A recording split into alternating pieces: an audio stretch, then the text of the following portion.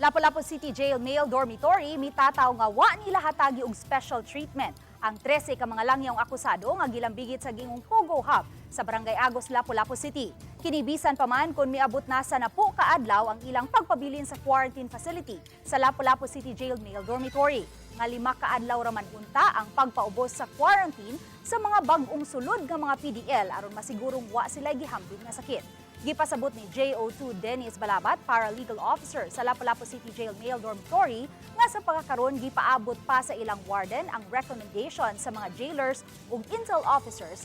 Ilabi na kay makonsiderar nga mga high-profile PDL ang naasoy 12 ka mga Chinese nationals ug usa ka Indonesian nationals nga nag-atubang og kasong 7 counts of qualified trafficking in persons.